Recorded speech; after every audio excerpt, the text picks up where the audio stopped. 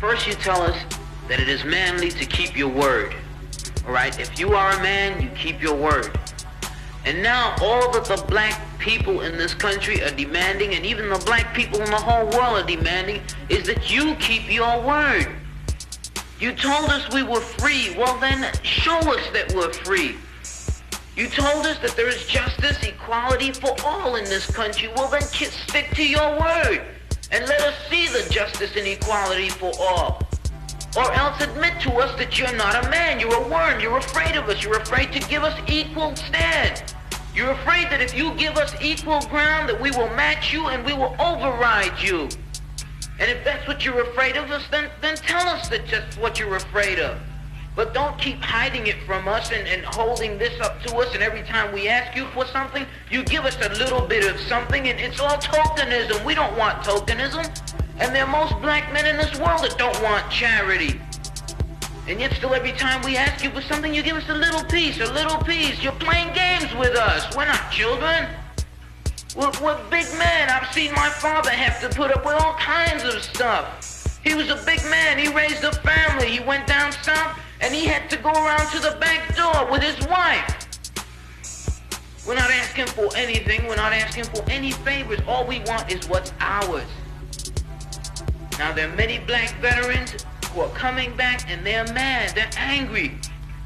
Do you think that they're going to sit down through this? Our fathers didn't have the knowledge that we have. They sat through it. But there are other black youth that are not going to sit through it. We know about Che. We know about Fanon. We've read the books of our revolution. We've listened to Mao and his quotations. We know where we stand. We're not going to sit for it. We're asking, and if we ask and we don't get, we're prepared to stand up and take it. If I ask a man, I tell a man I am hungry. I tell him I am cold. And I ask him to do something about my condition. And this man holds a loaf of bread right in front of me so I can see it, and I keep asking him, I'm begging him to please give me a slice of the loaf of bread. I am hungry. Then it is known by every psychologist that the next step in the progression is I am going to knock him upside the head and take the bread from him. I'm not going to starve to death. All we're asking, no one wants to see blood. No one likes the smell of blood. No one wants war. Anyone who's been in war doesn't want war. Everyone knows what it is to see the inside of a man's gut hanging out and see your friends die, see relatives die. No one wants to regress back to the state of mind where you have to think it's all for the cause, therefore my mother has to die, my wife has to die, my brothers and sisters have to die. No one wants that. But you're pushing us to it. You're leaving us no choice. We're asking, we're begging. The students up at Columbia, they ask. The brothers down south ask. The brothers in Latin America, the brothers in Africa, they're all asking. All they're doing is asking. Our fathers asked. Our grandfathers asked.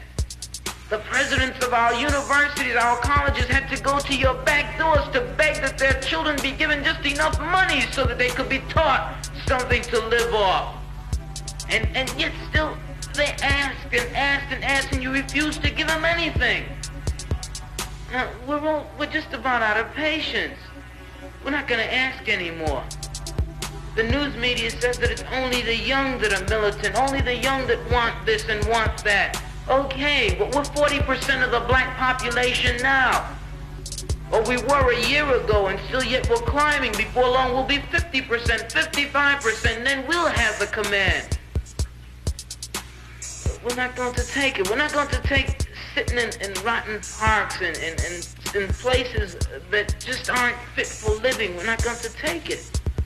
There's a limit to a man's patience, and everyone knows that God, Christ, heaven, everyone knows that what we're asking is not $1 million. All we're asking for is humanity. We're asking to be allowed to live like human beings.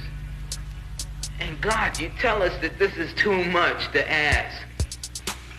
You're sick. You're definitely sick. How can you tell me that it's too much to ask to be a human being?